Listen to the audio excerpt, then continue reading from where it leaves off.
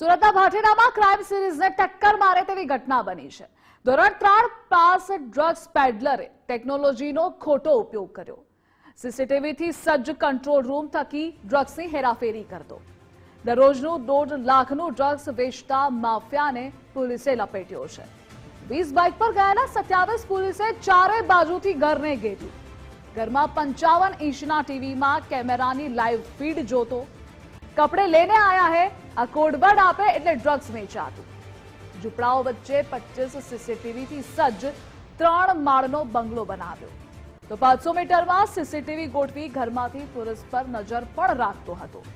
બે loaded pistol, 4 walkie talkie, 16 lakh રોકડા પોલીસે જપ્ત કર્યા છે। સુરત સિટી અભિયાન અંતર્ગત સુરત શહેર એસઓજીને વધુ એક સફળતા હાથ લાગી છે કે જ્યાં હવે ડ્રગ્સ પેડલરો પણ હવે અદ્યતન ટેકનોલોજીનો ઉપયોગ કરતા જોવા મળ્યા છે અને સુરત એસઓજી દ્વારા આવા જ એક ડ્રગ્સ પેડલરને છે તે સુરતના ભાટેના પંસીલનગર ખાતેથી ઝડપી પાડવામાં આવ્યો છે। હાલ આપણે જે ઊભા છે સુરતનો ભાટેના પંસીલનગર છે કે જ્યાં શિવા ઉર્ફે શિવરાજ ભૂપેન્દ્રસિંહ ઝાલાને જે રૂપિયા 12 લાખથી વધુની કિંમતના ડ્રગ્સ સાથે છે તે ઝડપી પાડવામાં આવ્યો છે।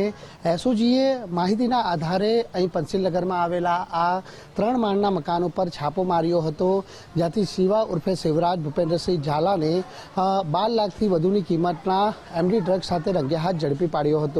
પોલીસને ચોંકાવનારી બાબત તો ત્યારે મળી કે અહીં જે 500 મીટરના અંતરમાં 25 જેટલા સીસીટીવી કેમેરા લગાડવામાં આવ્યા હતા અને એ સીસીટીવી કેમેરાની બાદ નજર હેઠળ પોલીસની અવર જવર ઉપર જે છે તે સતત નજર રાખવામાં આવતી। જો પોલીસ અહીં આવે તો એ સીસીટીવી કેમેરાની બાદ નજર હેઠળ તાત્કાલિક ધોરણે જે ડ્રગ્સ પેડલરો છે તે એલર્ટ થઈ જતા હતા અને પોલીસથી બચવા માટેનો અનોખો નુસ્ખો છે તે શોધી કાઢવામાં આવ્યો હતો।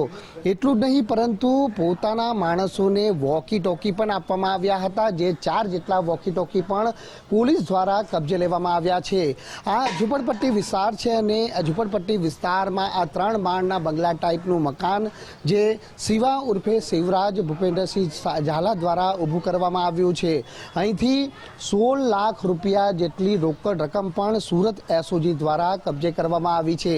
મહત્વનું છે કે ડ્રગ્સ માફિયાઓ વિરુદ્ધ સુરત પોલીસ દ્વારા જે અભિયાન ચલાવવામાં આવી રહ્યું છે તે અભિયાન અંતર્ગત પોલીસને આ એક સફળતા હાથ લાગી છે। જો કે ડ્રગ્સનો જે કારોબાર છે તે કેટલા સમયથી અહીં ચાલી રહ્યો હતો તેની પણ હવે તપાસ છે તે શરૂ કરવામાં આવી છે પરંતુ જે પ્રમાણેની હકીકત સામે આવી છે કે 25 જેટલા સીસીટીવી કેમેરાની બાદ નજર હેઠળ જ્યારે પોલીસના ઉપર નજર રાખવામાં આવી રહી હતી કે પોલીસ રેડ કરે તો તેવા સમયે શું કરવું આ તમામ બાબતોથી પોતાના માણસોને પણ એલર્ટ કરવામાં આવ્યા હતા।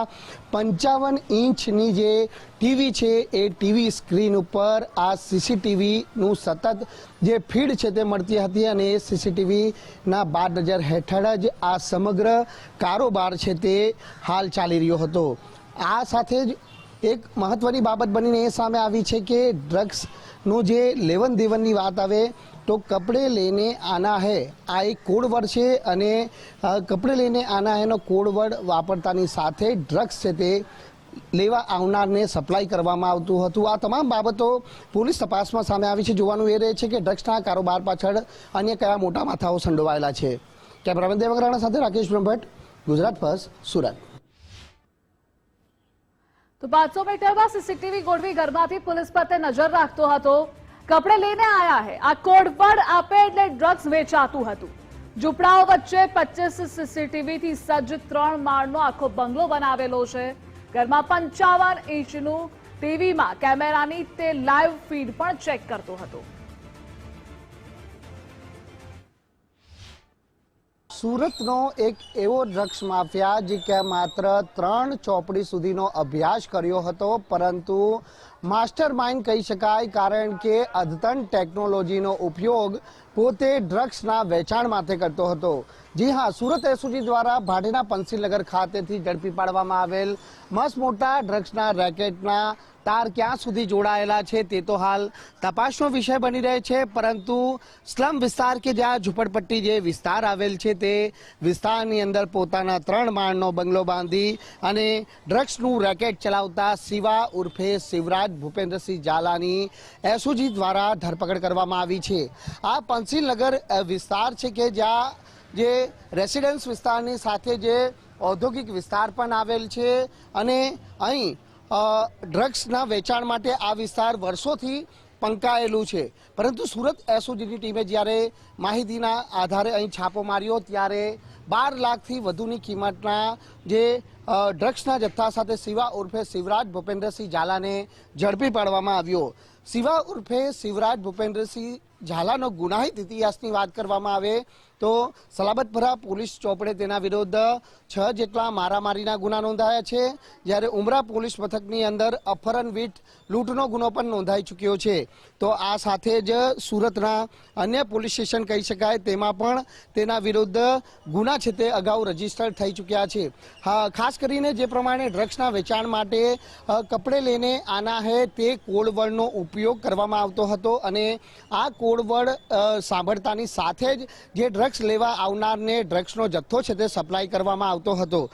મહત્વની વાત છે કે વોકી ટોકી પોતાના માણસોને આપવામાં આવ્યા હતા અને આ વોકી ટોકીથી સમગ્ર જે ડ્રગ્સના રેકેટનું સંચાલન કરવામાં આવતું હતું। પોલીસ ઉપર સતત નજર રાખવા માટે 25 જેટલા સીસીટીવી જે કેમેરાની જાળ છે તે અહીં બિછાવવામાં આવી હતી, જેથી કરી જો પોલીસ આવે તો તાત્કાલિક ધોરણે જે ડ્રગ્સનો જથ્થો છે તે નિકાલ કરી શકાય અથવા તો અન્યત્ર સ્થળે ખસેડી શકાય તે માટે તમામ પ્રકારની વ્યવસ્થા પણ છે તે ગોઠવી દેવામાં આવી હતી।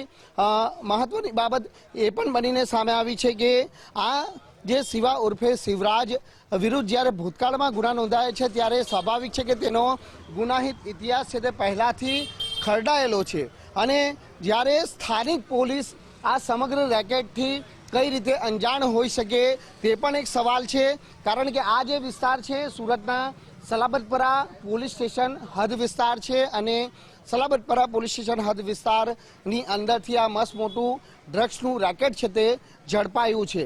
ખાસ કરીને જે ડ્રગ્સ શિવા ઉર્ફે શિવરાજને કોના દ્વારા સપ્લાય કરવામાં આવતું હતું તે હાલ તપાસનો વિષય બની રહે છે, પરંતુ ક્યાંક ને ક્યાંક પડદા પાછળ ડ્રગ્સનો મોટો કારોબાર સુરતમાં ચાલી રહ્યો છે તે વાતને અહીં નકારી શકાય તેમ નથી, પરંતુ એસઓજીની તપાસમાં હજી આ ડ્રગ્સના રેકેટ પાછળ કોણ કોણ અને કયા મોટા માથા સંડોવાયેલા છે તે હવે જોવાનું રહે છે।